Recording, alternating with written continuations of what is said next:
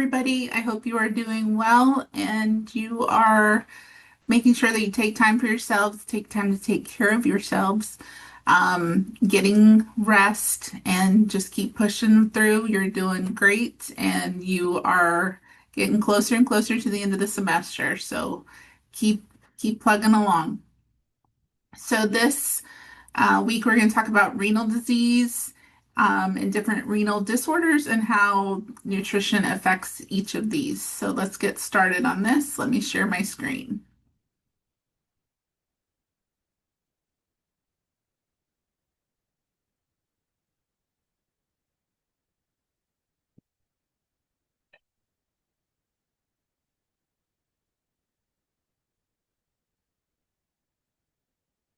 All right. So the different disorders we're going to talk about are chronic kidney disease, end-stage kidney disease, acute kidney injury, nephrotic syndrome, and kidney stones. The kidneys perform many vital functions. They maintain normal blood volume and composition by reabsorbing needed nutrients and excreting waste through the urine. Excess water, toxic substances, drugs, nitrogenous waste, electrolytes, sulfates, and organic acids are primarily eliminated from the body through urine excretion. I mentioned nitrogenous waste. We have mentioned this before. These are those wastes that are produced from nitrogen, so ammonia, urea, uric acid, and creatinine. There are many additional functions to the kidneys. One important one is the role kidneys play in blood pressure regulation through the action of renin, which is an enzyme secreted by the kidneys in response to reduced blood flow that stimulates the release of aldosterone. Another role is in relation to red blood cell production through the action of erythropoietin, which is a hormone secreted by the kidneys that stimulates bone marrow to produce RBCs. Unlike the recommendation for cardiovascular health, a healthy eating pattern for healthy kidneys also includes avoiding an excessive intake of protein. Metabolism generates nitrogenous waste that the kidney must then excrete. If kidney damage is occurring, then the body will retain more urea and nitrogenous waste, which then worsens kidney function. Increasing plant-based protein is a recommendation. The DASH diet and Mediterranean style diet are recommended to reduce the incidence of chronic kidney disease. And the Mediterranean style diet helps preserve the kidney function through favorable effects on endothelial function, inflammation, lipid levels, and blood pressure. Vitamin D is converted to its active form in the kidneys, so they play an important role in maintaining normal metabolism of calcium and phosphorus. The kidneys have a profound impact on metabolism and nutritional status and requirements. So, chronic kidney disease. Um, this is a syndrome of progressive kidney damage and loss of function. Over time, a loss of functioning nephrons overburdens the remaining nephrons, and the kidney's ability to filter blood deteriorates, which is measured by a decreased glomerular filtration rate, a GFR. The stages of chronic kidney disease are defined by the National Kidney Foundation based on those GFR levels. Um, Chronic kidney disease progresses slowly, and it may not even be apparent until there is a significant functional loss. The damage can be reduced with some modifiable risk factor changes, such as smoking cessation, increasing physical activity, and controlling lipid levels. Diabetes is the leading cause of chronic kidney disease, with other contributing risk factors such as cardiovascular disease, hypertension, and obesity. African American and Hispanic populations are at increased risk for this. There are 5 stages to kidney disease, with 1 being the least damage, 5 is the most. People in stage 5 disease require dialysis and often a kidney transplant to survive. There are many people who end up on dialysis, though, before they even reach an actual stage 5. The goals are to promote optimal nutritional status, prevent and improve signs, symptoms, and complications of chronic kidney disease, and delay dialysis as much as possible. The Mediterranean diet, like I already mentioned, is a recommendation for chronic kidney disease in all stages for patients that are not on dialysis.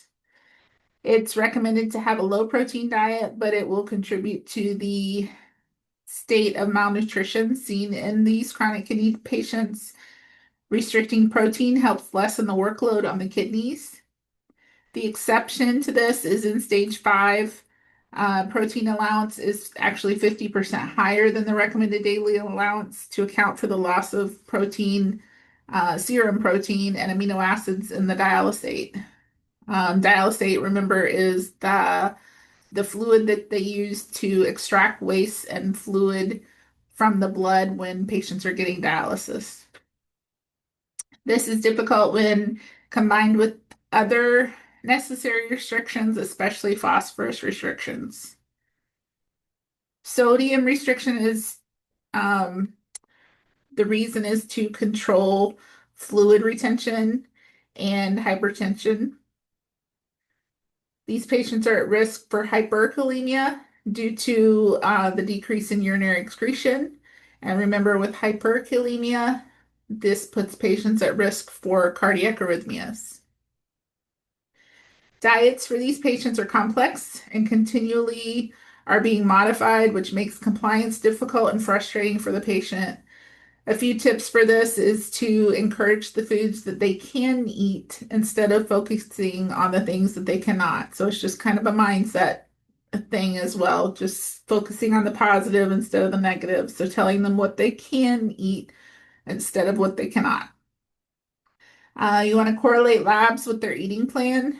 This kind of helps them to see the cause and effect of eating habits. I can tell you, speaking from experience, it is very challenging to maintain compliance. I had a family member of mine who had sudden onset of renal failure and was on dialysis within a matter of days. Was considered healthy one day, the next day was not. It's not an easy thing to try and manage and comply with all the restrictions while making sure that their caloric needs are met, and also trying to keep the patient positive and not get overwhelmed with all the life changes and nutritional requirements. So just keep this in mind when you have renal patients, and practice a lot of empathy.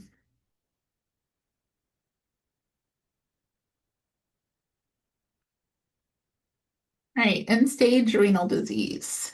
So this is interchangeably used end-stage kidney disease, end-stage renal disease, ESRD. You'll see all of those. Whenever protein intake is restricted, consuming adequate calories to spare the protein from being used for energy is vital. The caloric recommendation is based on body weight. Peritoneal dialysis patients absorb a large amount of calories daily through the dialysate. So this is something to keep in mind when managing nutritional status for these patients.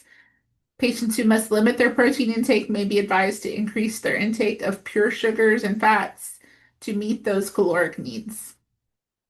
I know this can seem odd due to the fact that many of these patients are also diabetic and have hyperlipidemia. However, it is accurate, and these patients need extensive education to understand and try to manage their nutritional status. Peritoneal dialysis patients are usually sodium restricted to usually about 2 to 4 grams per day. They don't usually have the challenge with fluid retention that the hemodialysis patients do. Um, Patients who are in stages 1 through 4 and hemodialysis patients are held to a 1 to 3 gram per day limit. Hemodialysis patients are allotted the amount of fluid intake equivalent to the amount of urine that they put out, plus 1,000 milliliters.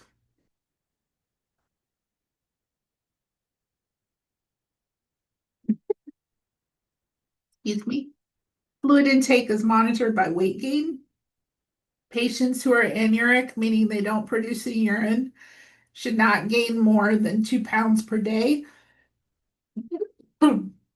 Excuse me, between dialysis treatments.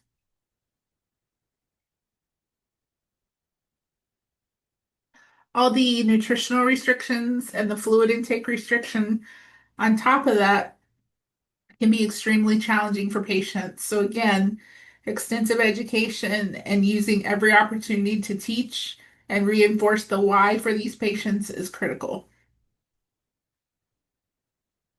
Phosphate binders help control phosphate levels. These are given with each meal and snacks. They help by decreasing the GI absorption of phosphorus and promote fecal excretion.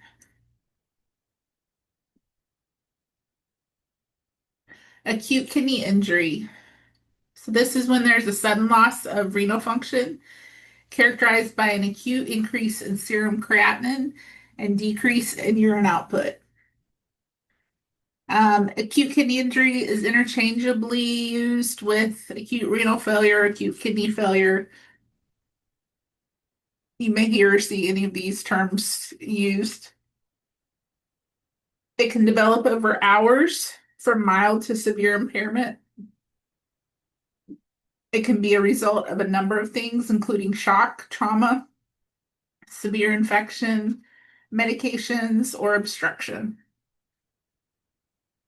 Most patients are able to recover from the acute renal failure after the underlying cause has been treated and resolved. Therapeutic nutrition is dependent upon the amount of urine output and the lab values. Nephrotic syndrome is a generic term that refers to a kidney disorder characterized by urinary protein losses. Symptoms include proteinuria, hypoalbuminemia, hyperlipidemia, and edema.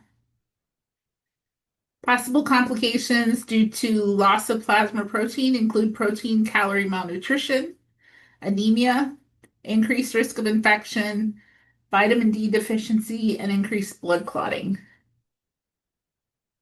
Hyperlipidemia increases the risk of cardiovascular disease and progressive renal damage.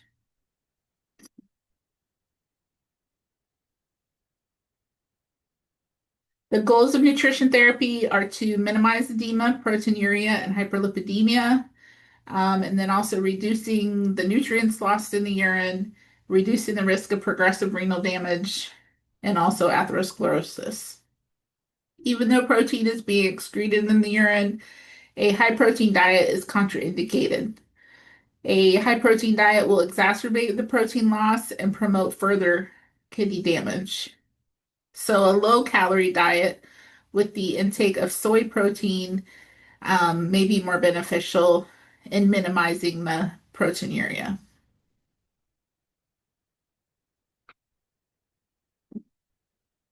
Kidney stones form when insoluble crystals precipitate out of the urine.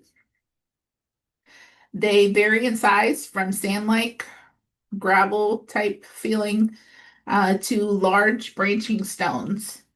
Although they form most often in the kidney, they can occur anywhere in the urinary system. Most kidney stones are made of calcium oxalate.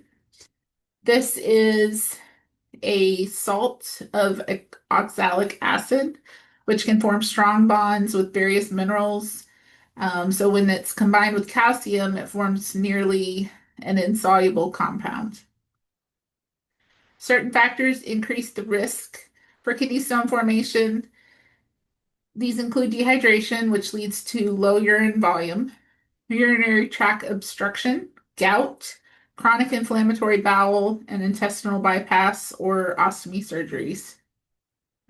People who have hyperoxaluria, which is those elevated levels of oxalate in the urine, are called super absorbers, meaning they could absorb more than 50% more oxalate than the non-stone formers. Normally, only about 6 to 14% of oxalate that is consumed is actually absorbed. Hyperoxaluria can be caused by genetic disorders, altered bowel function, or a high oxalate intake. Hypercalciuria refers to elevated levels of calcium in the urine. People with calcium oxalate stones are advised to limit their intake of oxalate, which is found primarily in plants.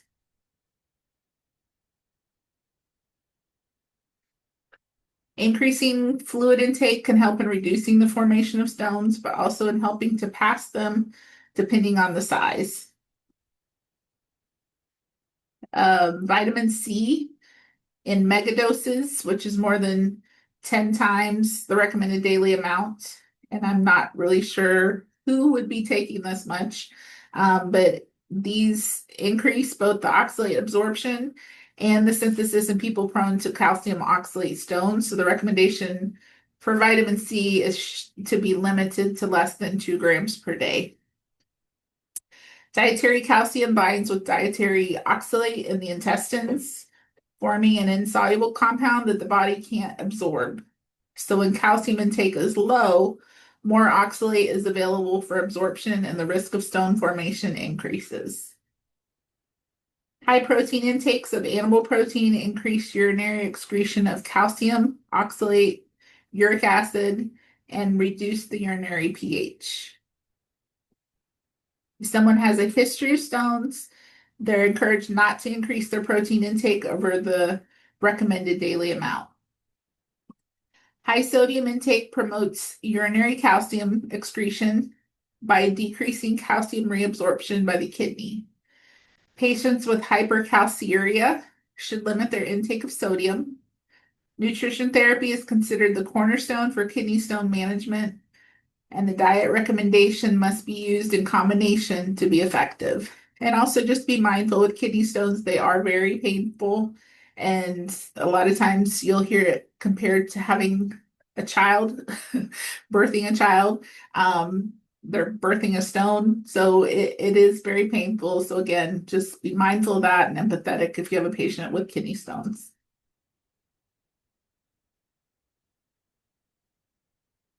So some general renal considerations for the kidney patient. Um, treatment plans are individualized based on the patient and their condition. While limiting fluids for renal disease and renal failure patients is important, increasing it may be necessary for patients with renal calculi.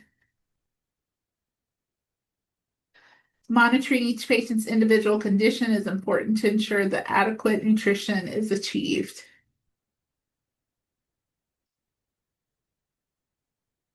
Here's a couple questions for you to think about and be sure you can answer. Again, make sure you read your chapters, and I hope you have a great day and are taking good care of yourselves. Take care. Thank you.